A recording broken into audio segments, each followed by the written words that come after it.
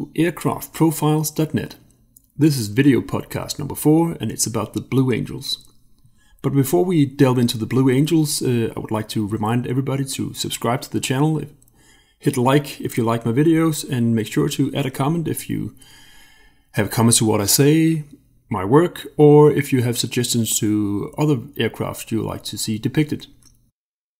So here is the Blue Angels. What I think I'm going to do with this podcast right here is that I'll talk a bit about the Hornet at first, show you a few details, then move on to the Phantom, show you a few details, and, then move on to the Scooter, and lastly the Phantom. So, as I was saying, this is the FA-18C Hornet. The Blue Angels received the Hornet in 1986, and at the time they received the first version of the FA-18, the A model back then, but they since have been transitioning to the C model. And what we got right here is the lead aircraft. You can see up here on the tail. You got the that's a bit strong, this one, wasn't it? So let me reduce the size here.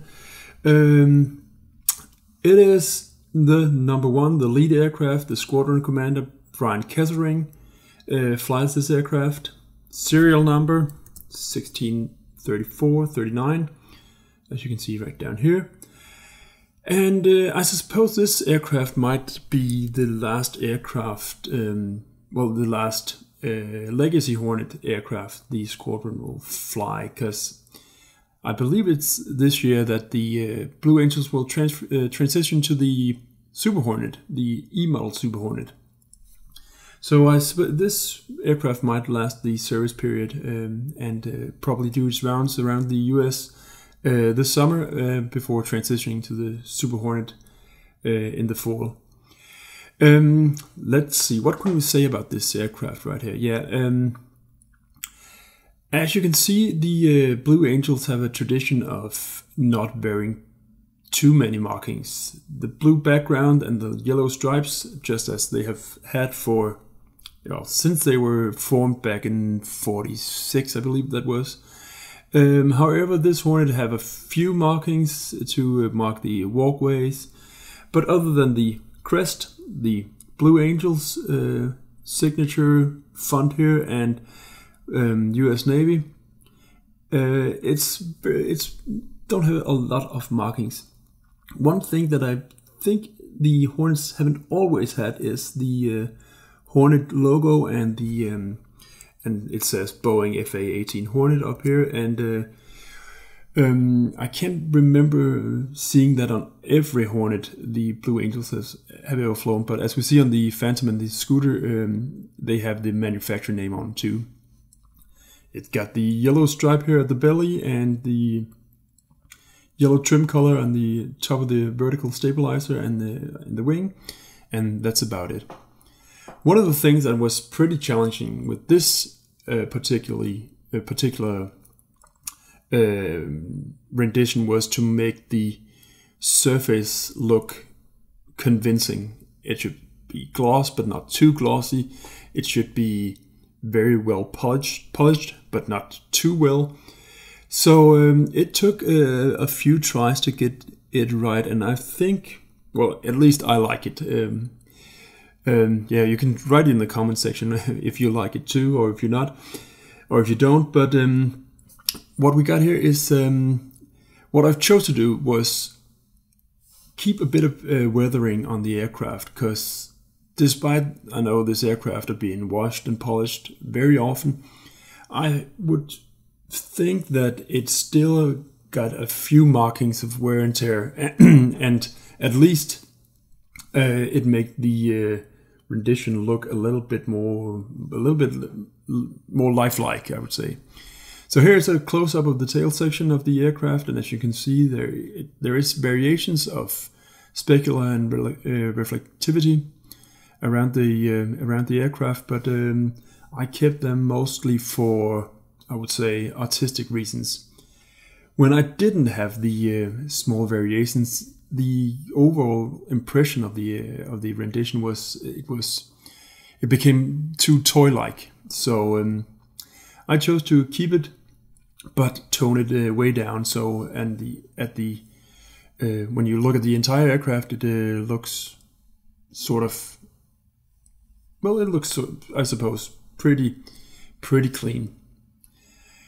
Well, let's see. If we move on from the FA-18C Hornet, we got before that the A-4F scooter or Skyhawk.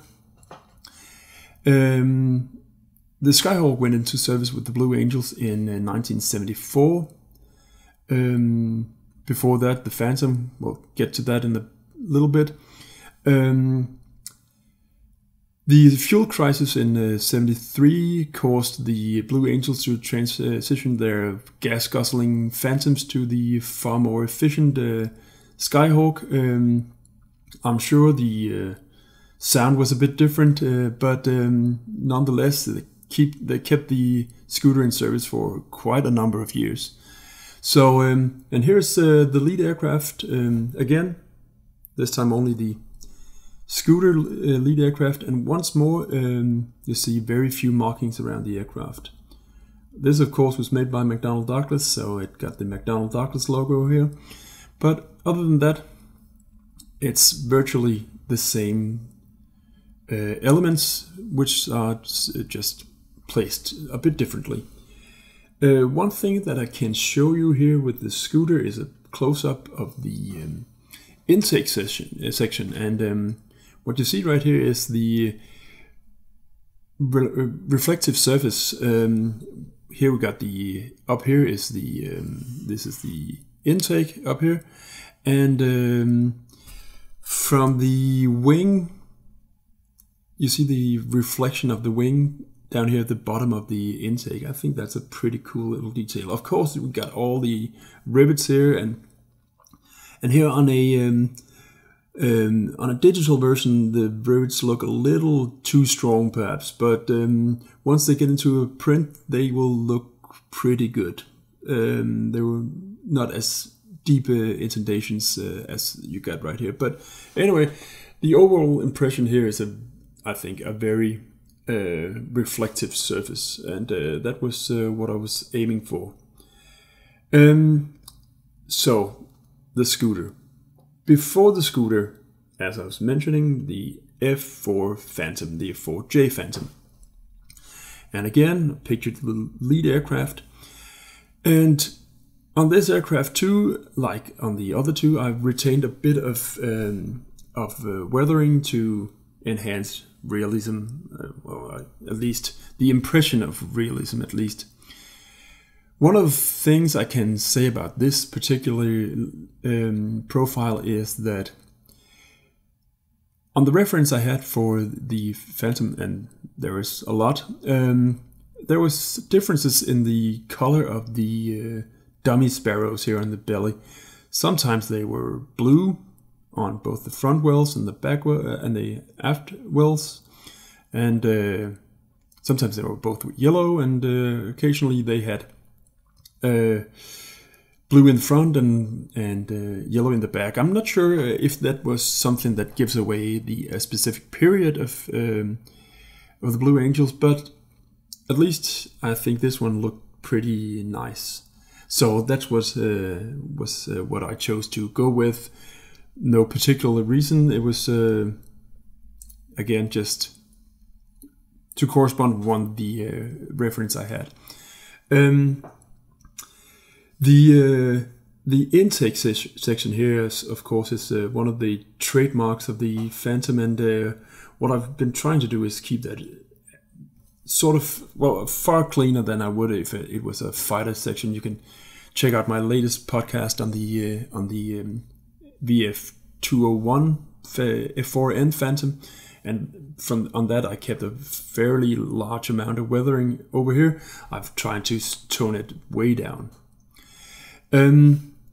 And to get a close-up view of the Phantom, here is the nose section, and as you can see, again, some variety in the reflectivity and the specular amount. which I think gives an overall more realistic surface than it would if it was completely uniform. So again, you see high reflectivity on the surface, and one of the things that was paramount to me with this piece was to get this sort of same feel of a surface. It was supposed to be the same color they've been using on all the aircraft, so that took quite a bit of tweaking. Now that I got the base models done of the Blue Angels, Hornet, Skyhawk and Phantom, I'll delve into some 3D pieces where I'll depict more than just a single aircraft. And from there I'll move on to the other aircraft the Blue Angels have been flying. That'll be the Tiger, the Cougar, the Panther, and perhaps even move back to the Bearcat and the Hellcat. I might even do the Cutlass actually, which they had a few demonstration aircraft. I also believe they had demonstration aircraft of the Fury at some point.